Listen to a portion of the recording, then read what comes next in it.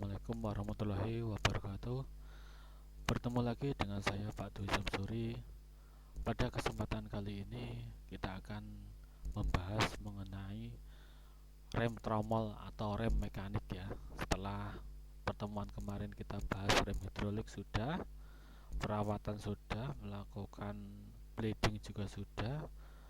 Kali ini saya akan menjelaskan mengenai rem mekanik atau kita kenal istilahnya rem tromol. Baik, rem tromol ini fungsinya sama ya, sama dengan rem hidrolik. Intinya rem itu fungsinya untuk mengurangi kecepatan laju sepeda motor atau menghentikan sepeda motor untuk menjamin kendaraan yang aman. Ya. Pada prinsipnya untuk rem mekanik ini adalah perubahan energi kinetik menjadi energi dalam bentuk gesekan ya. Jadi energi kinetik diubah menjadi energi panas dalam bentuk gesekan, yaitu gesekan antara kampas dengan tromol ya, begitu. Terus nah ini merupakan drawback, ini adalah disc brake-nya. Kalau dalam bentuk drum brake kita akan mempelajari ada beberapa jenis tromol nanti untuk drum brake ya, rem tromol ini. Kalau disc brake ini kan rem cakram biasanya ya. Kalau rem cakram biasa ada yang hidrolik, ada yang cakram biasa tanpa menggunakan fluida, ada juga. Kita bahas dulu mengenai ini drum brake ini ya, atau rem tromol. Rem tromol sendiri ada beberapa jenis yang seperti saya katakan kemarin itu sudah saya janjikan bahwa tipe rem tromol itu ada dua jenis. Yang pertama adalah single leading shoe type, yang kedua adalah double leading shoe type. Nanti perbedaannya seperti apa? Baik, kita simak bareng-bareng ya. Pada prinsipnya untuk rem tromol ini adalah cara kerjanya ketika pedal atau handle rem ditekan, kabel atau batang rem akan menarik ya, bukan menekan, menarik hubungan rem atau brake cam-nya. Ini brake cam-nya. Kemudian ketika brake cam ditarik oleh kabel atau seling, maka akan menggerakkan brake cam-nya tadi, kemudian akan menggerakkan juga sepatu rem. Ini sepatu remnya. Setelah sepatu rem terjadi gerakan akan ngembang, kemudian pergerakan ke kanan dan ke kiri. Ini kan menyebabkan gesekan. Nah, gesekan antara kampas dengan tromolnya hingga terjadi proses pengereman. Ya. Sepatu rem ini yang terbawa oleh putaran tromol tadi akan cenderung menempel. Ya, mesti menempel karena apa? Terjadi gerakan ke kanan dan ke kiri ini hingga menimbulkan leading shoe, atau menghasilkan daya pengereman yang lebih besar ya, atau istilahnya disebut dengan self energizing. Nah, begitu. Kemudian selanjutnya tipe yang kedua, ya ini merupakan jarang ditemui ya. Ini biasanya terdapat pada motor-motor tipe lama pada Honda. Ya, ini jenis kedua adalah double leading shoe type.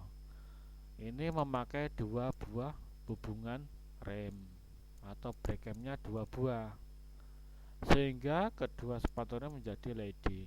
Nah, kalau tadi kita mengenalnya single leading shoe type, ini cuma ada satu sininya, yang menggerakkan ini cuma satu, yang menggerakkan kampas ini cuma satu bagian sini saja. Tapi kalau double leading shoe type ada dua, yakni yang sebelah atas dan sebelah bawah ini. Jadi kedua-keduanya adalah digerakkan dengan lewati kabel seling tadi. Nah, begitu. Ini makanya kalau double ini kedua-duanya gerak.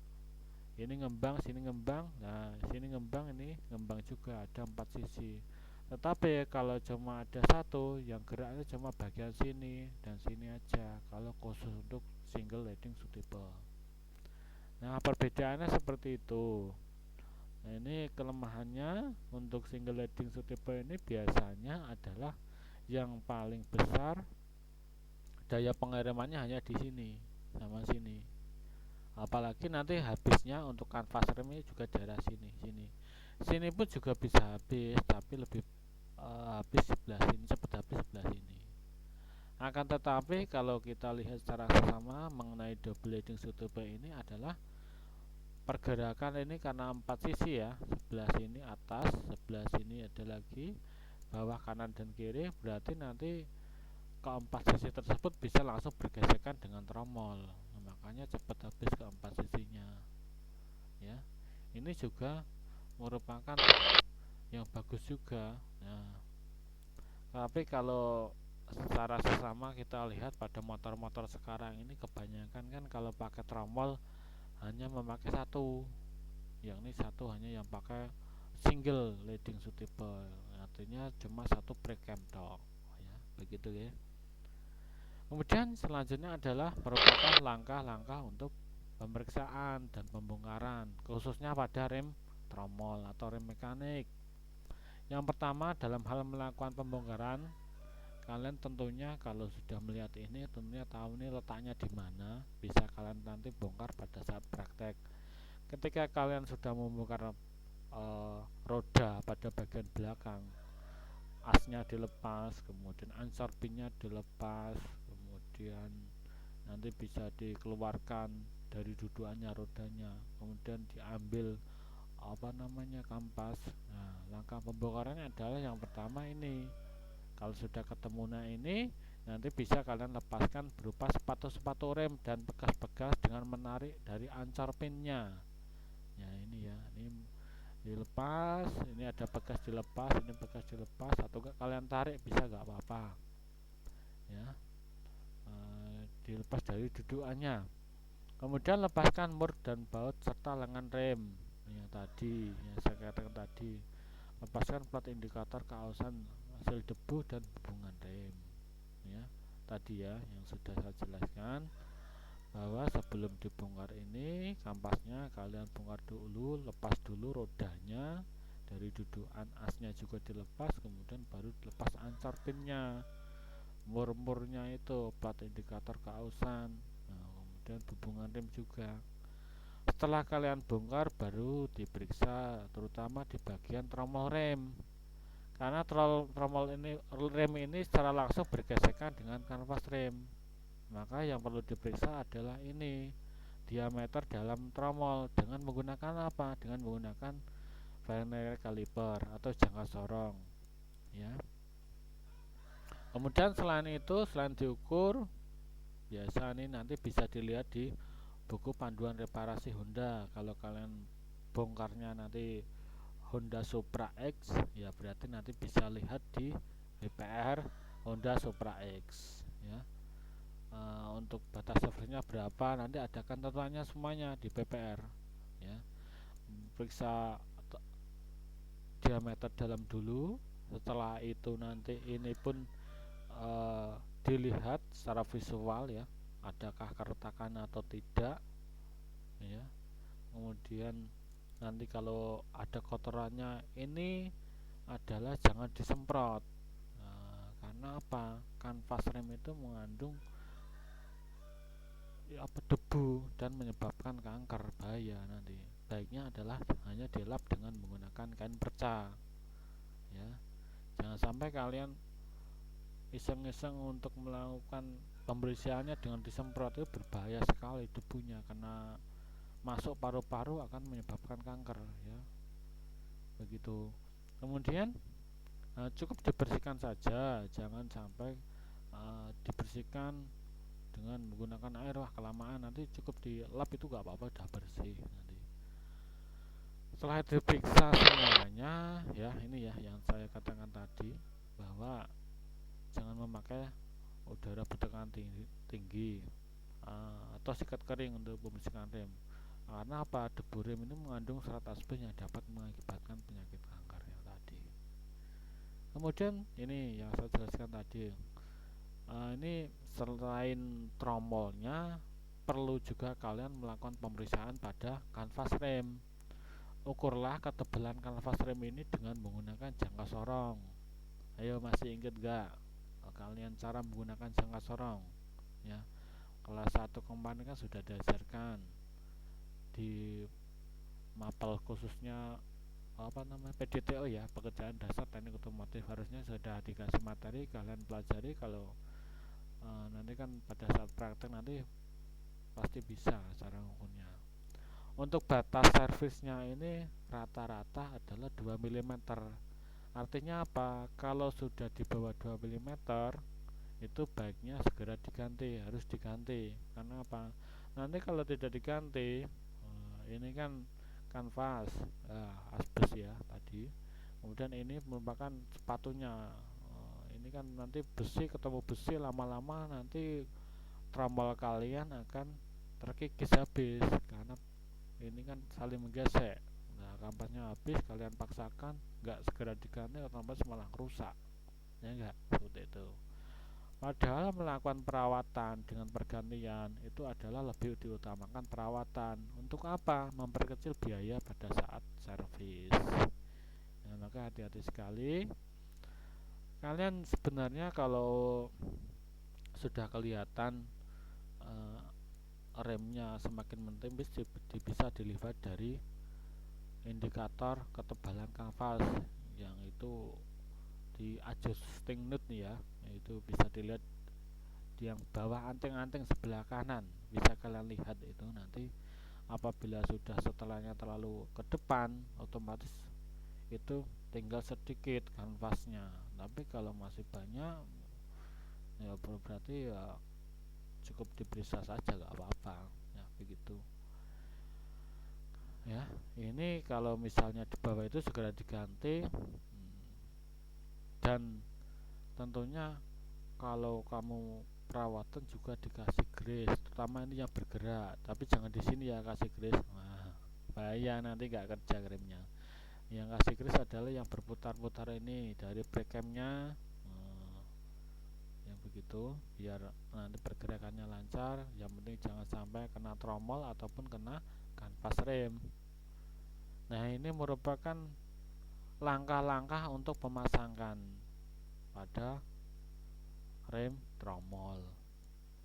Ya, yang saya katakan tadi, untuk mengetahui indikator bahwa kanvas rem masih banyak, masih tebal atau masih tipis, itu indikatornya sebenarnya dari sini. Nah, kalau ini sudah maju ke depan, itu pastinya tentunya adalah ketebalan kanvas rem ini semakin tipis.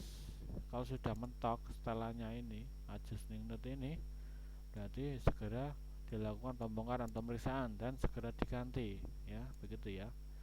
Nah, ini merupakan brake camnya tadi. Ini cuma satu. Brake cam ini akan digerakkan oleh apa? Oleh lengannya ini. Nah, ya enggak? Ya, ini.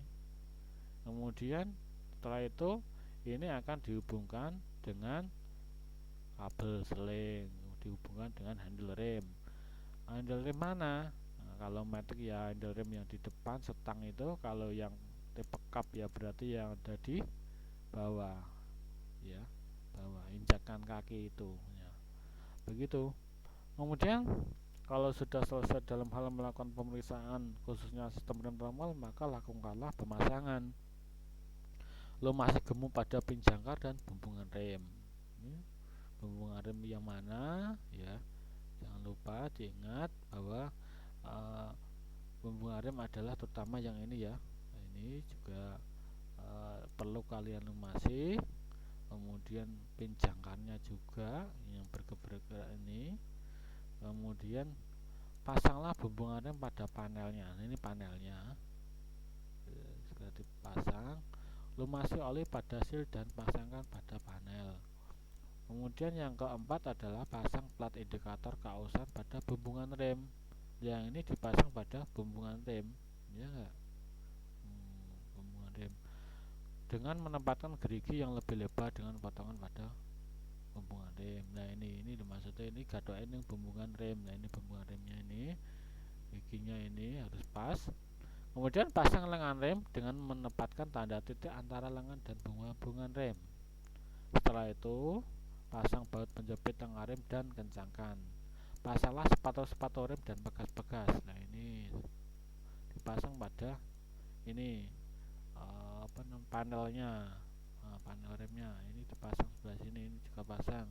Hati-hati ya jika kalian memasang bagasi ini, gunakanlah kehati-hatian Anda untuk melakukan pemasangan ini, karena kebanyakan kalau memasang ini pakai obeng rata-rata nanti bisa mengenai tangan Anda ya, baik adik-adik ya, teman-teman dipahami.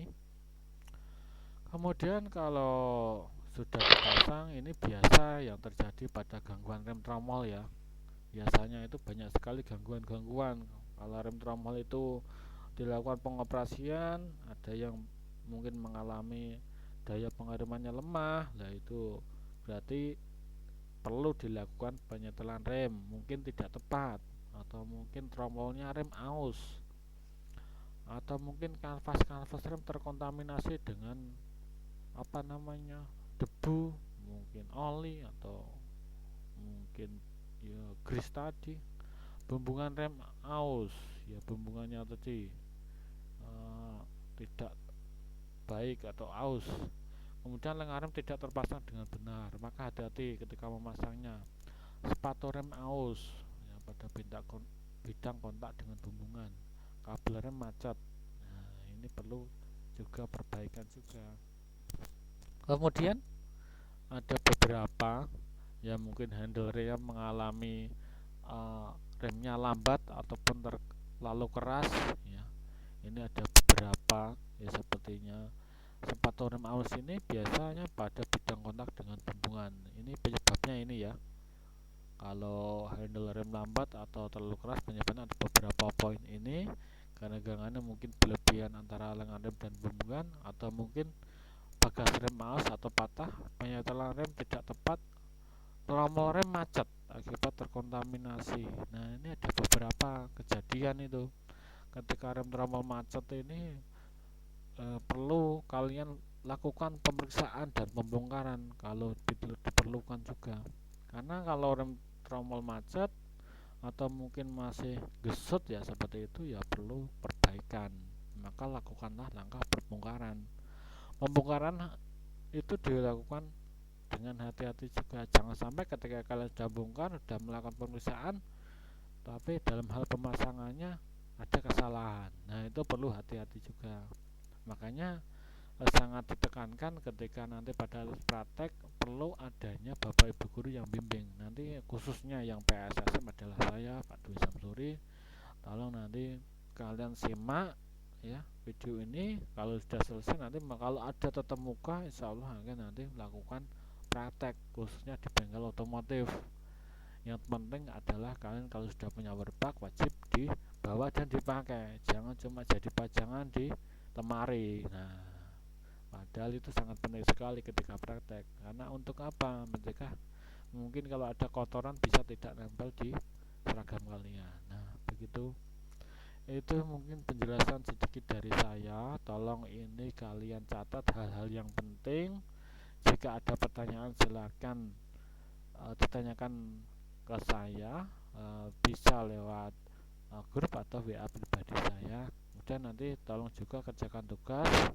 Mungkin tugas saya akan share di grup WA kalian, grup kelas ya khususnya. Tolong ini pada saat ini jaga kesehatan, jaga jaga jarak juga, dan taati protokol kesehatan ya, begitu ya. Itu nanti untuk pertemuan kali ini. Nanti untuk pertemuan berikutnya insya Allah akan saya jelaskan mengenai rem tromol ini, atau mungkin nanti saya akan jelaskan mengenai rem ABS ya. Baik, saya akhiri. Assalamualaikum warahmatullahi wabarakatuh.